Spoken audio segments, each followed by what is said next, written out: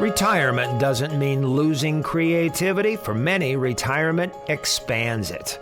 On the Aging Adventure, brought to you by Legacy Retirement Communities of Lincoln, we explore that notion with John Kopetsky, Executive Director of Legacy Terrace, and Kathy Blythe, dear friend of KFOR and longtime advocate for seniors and spokesperson for Legacy Retirement Communities. Kathy, John, good morning again. Good morning to you, Dale. We'll also get to health and wellness in retirement with Stacie Becwar, Director of Nursing at Legacy Arbors, after we bring in Kayla Schaff, Retirement Living Advisor, and Patty French, resident at the Legacy, to talk with John and Kathy on how to stay creative in retirement years. Kayla, over the years, as we've discussed a lot of reasons why you've been at the Legacies for 20 years and different things that you have super passion about, I know that one of those things that's high up on your list is the fact that you get to work day in and day out and interact with some of the most fascinating people you'll ever hope to meet. You are right, Kathy. One of the greatest joys in my life is just the rich relationships that I have been able to be a part of or cultivate. And Patty is just one of my dearest friends. So really excited to be here today. Patty, you and I have talked before. I know that you are like the true Renaissance woman. It's hard to find something that you haven't done. You used to be an elementary teacher, right? Right. Years ago? Actually started in 1951 the first time. I was 17. My oldest student was 13. And now we're good friends. Excellent. And I believe you retired in around 91 from teaching? Yep, from the Lincoln system. I went back and got my degree in my late 30s and taught at Ruth Pirtle and there until 91. Then there was a second career after teaching, as I understand. Well, I've had more than two. But, I got my real estate license when I was 70 and worked at Woods Brothers, and boy, did I like that. And that little Changing Spaces gal, I could have used her way back there because I ended up doing most of cleaning out the clutter for these people because they're just so darn nice. And so we just sit on the floor and go through stuff. And I think it was actually easier for me than family. You've certainly made a conscious effort to just keep living all the days of your life and cramming in, all the gusto that you can experience. And also, I'm sure you're a great inspiration to other people who live at the Legacy as well. And what kind of a reaction did you get from people when you said, I'm 70 and it's time for me to get my real estate license? They said, what do you want to work so much for? And I said, well, I don't call it work. I said, done this all my life, bought and sold stuff, and now I'm going to do it for money. And I loved it. I had my senior's certificate, and those of you that have sold real estate, that really doesn't mean that much, but it's kind of impressive. I got that so that I could maybe get some more seniors to get out of that home that's driving them crazy, and family that's kind of driving them crazy, and sit down and talk with them and figure out where do you want to go, what do you want to do, if they're able to do that. A lot of them need a little extra boost. So Patty, when the time came for you to look at making the move to a senior living community, was the shoe was on the other foot there a little bit. How was that experience? Oh, well, I moved out to my son's farm, which actually was my grandparents' farm. And they remodeled it and all this kind of jazz, really made it look really nice and all this stuff. But after 5 years, I needed people. And you don't have that. The dog and I did the farm, and I needed more people. So I came in and looked at this Legacy, which is where I knew I wanted to go. And the kids, it was a blizzard. And the kids came home from work, and I said, oh, by the way, I'm moving. I've got my kitchen already filled up with stuff at the Legacy on 56 and Pioneer. Oh, okay. And so I said, when you have time, if you help me with the big stuff, I'd sure appreciate it. So my son got on the phone, called some young men from high school. They came, brought the trucks, and I was in there the next morning. I couldn't get out because it really was a blizzard. They had to get the snowplow to get us out of there, but I love the people. And I'm sure the feeling's mutual. One of the things I've always appreciated, Patty, is that she doesn't let life happen. She makes her life happen, and it's just been really daily life lessons. Really, when we visit about. One thing Dr. Julie Master shared with us about living with intention, and Patty is the embodiment of that. It is very typical that she has got new projects. You are listening to The Aging Adventure, brought to you by the Legacy Retirement Communities, and we'll be back with more of Kayla Schaff and Patty French in just a moment.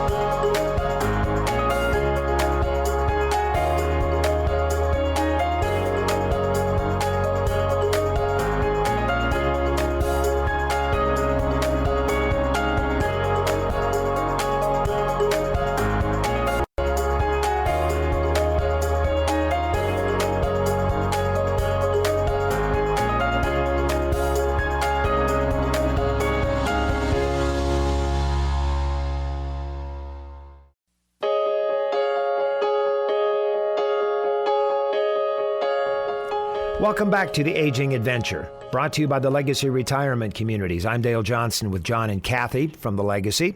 We are into a creative conversation this morning with Patty French, resident at the Legacy, and Kayla Schaff, retirement living advisor. Today, I was really excited to have the opportunity to just share Patty with the city of Lincoln, and just hopefully you get a sense of that perspective of living life to the fullest. And just as we age, something I've personally learned from Patty is just, living each day and living with intention and recreating who you are. And Patty, will you share with them a little bit of how you've been able to do that? Well, how do I stay away from the television? It's real easy. You just push that off button.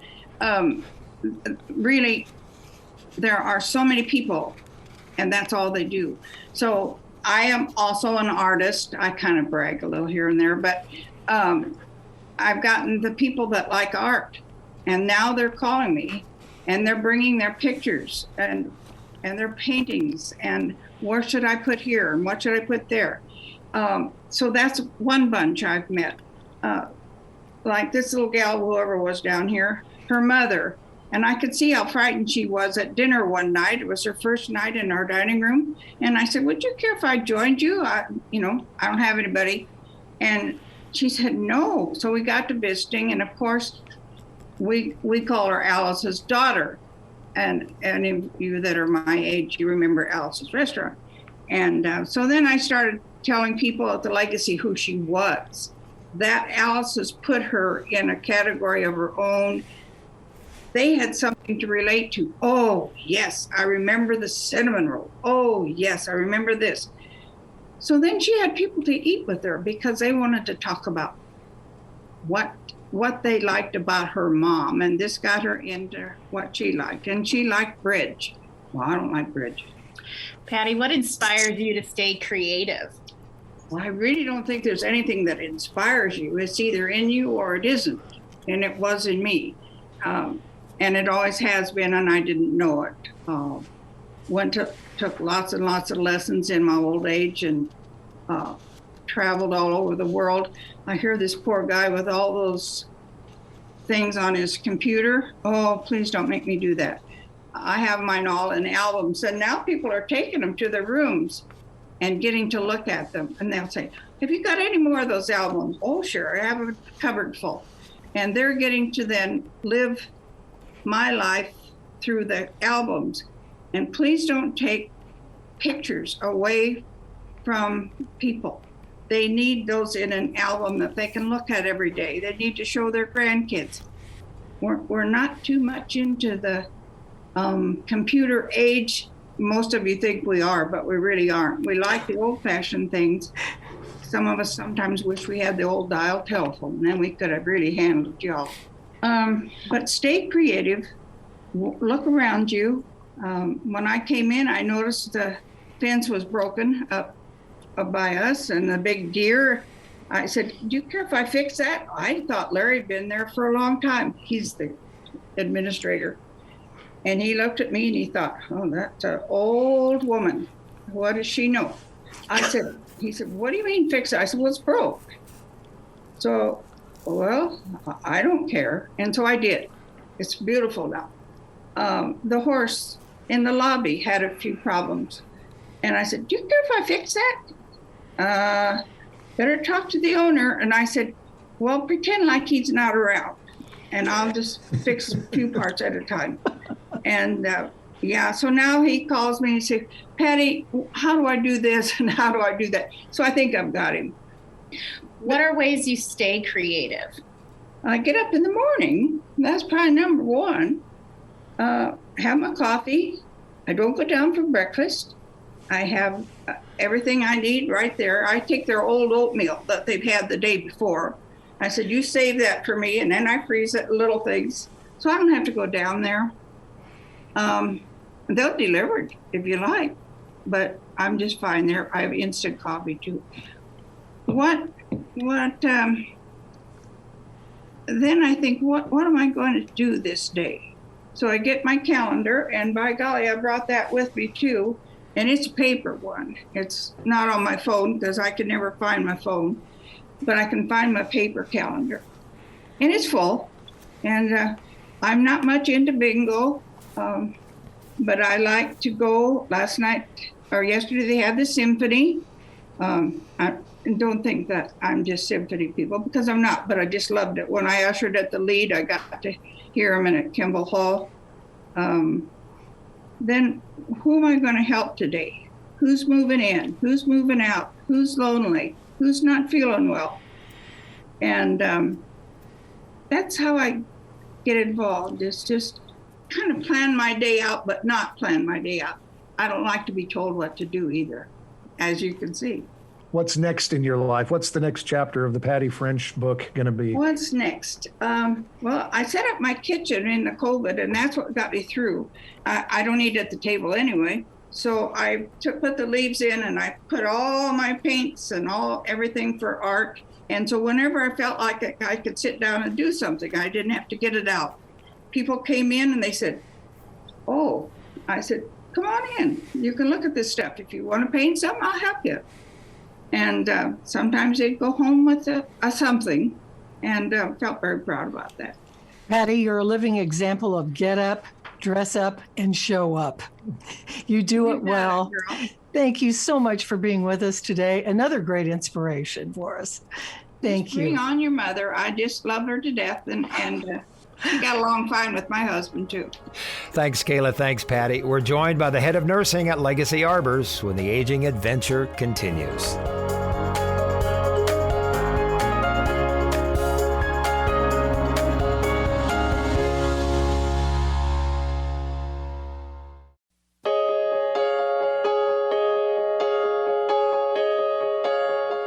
Let's spend a few minutes on the aging adventure talking with Stacie Becwar, Director of Nursing at Legacy Arbors. Stacie, good morning, and thanks for being with us today. Our understanding of dementia and its processes and how it all evolves, really, we're gaining knowledge every day, it seems like. What's some of the latest information we have that's maybe changing our understanding in how to help a person with dementia? Hi, John. Thanks for having me. You know, what I would say is that dementia awareness within the society and the community is more accepted. When you say that your mom or dad has dementia now, people are a little more accepting of that diagnosis than they were, say, 5 or 10 years ago. And I think some of that is with technology. Folks have the ability to find answers to questions on technology. There's also local agencies that provide help. And in general, people are willing to share what has worked, what's not working for providing care for loved ones, whether it's at home or in a facility. I know the old cliche is that if you've met one person with dementia, you've met one person with dementia, because it is such a highly individualized experience. And I think, as you mentioned, that maybe the stigma is coming off, and people are realizing that it's nothing to be ashamed of. That's correct. And some folks struggle with the new onset of symptoms. Is it dementia or is it just old age? And sometimes you see folks wanting to give it some time to see if it dissolves on its own, or sometimes you'll have families, loved ones taking their person of interest to a physician where they can be diagnosed correctly with a dementia diagnosis. But you don't know if there aren't any cut and dried answers, this is or this isn't. It really does take a physician to help you navigate that. And then once you do get that diagnosis, you need to work through some of the challenges, the bill paying, the driving, living arrangements, and medications for someone with dementia.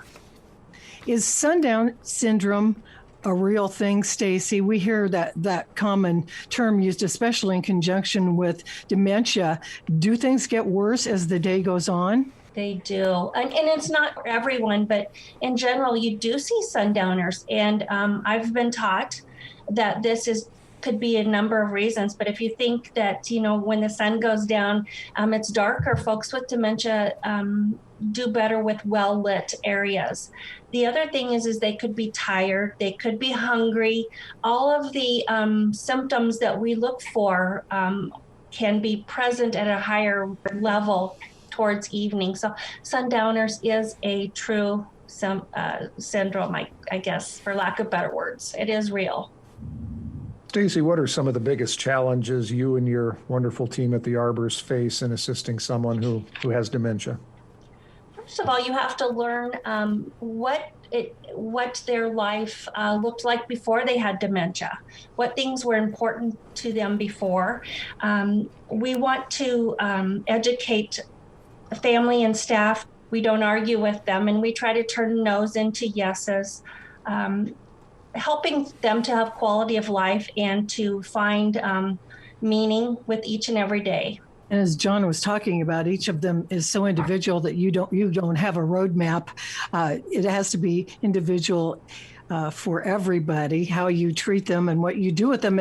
And I have to say, one of the things I've noticed, Stacie, the times that I've played at the Arbors, played the piano, or somewhere else where there are memory patients, some of them have gotten to a point where they're so non-communicative, and yet you play a song and they can sing all the words. Isn't that amazing? And, we find that there are a lot of residents that perk up when we play music that they're familiar with. But I would say that the majority of them do enjoy music. There's a time and a place for it. I'm learning that. But I think that each resident is unique in their own way in terms of what they enjoy. But generally, music is a good go-to. And I've heard it said, and I'm not a doctor or clinician by any means, but the basis of dementia or memory loss is that people lose the ability to create new memories, but the old memories are still there. That's why somebody with dementia can remember what happened when they were growing up or when they were in World War II, but they can't remember something that happened yesterday or earlier today. I agree with that, John, and we do see that over and over here. The memories from their childhood, their teenage years, and growing up, those are pretty solid memories that they don't let go of. And generally, as their memory deteriorates, they do go deeper into their younger years. Often their caregiver could look like their sister or their mother, and they identify with those folks. Well, it's certainly not easy what you do day in and day out, but it does take a special kind of person to be in that situation. And some days are easier than others. Some people are easier than others, but you make it a very warm and homey environment in which to thrive as best you can when you have dementia over at the Arbors, Stacie. Thank you, Kathy. We do have a wonderful team, and it does take a team. Somebody asked me one day, you do dementia care. How do you do that? And I looked at him, I said, how do you not do it? It takes all of us working together. Well, bless you for that. Thank you so much for being with us today. Thank you, Kathy. Thanks, Stacie. John, to continue learning about the Legacy Retirement Communities, where can listeners go? Call us at 402-436-3000. You can email us your questions at legacyretirement.com or our website, legacyretirement.com. Thank you too, Kathy. We'll talk next week. You will, Dale. Thanks. Every Saturday morning on KFOR, the focus is helping you make the best choices about retirement on the Aging Adventure, brought to you by Legacy Retirement Communities. I'm Dale Johnson.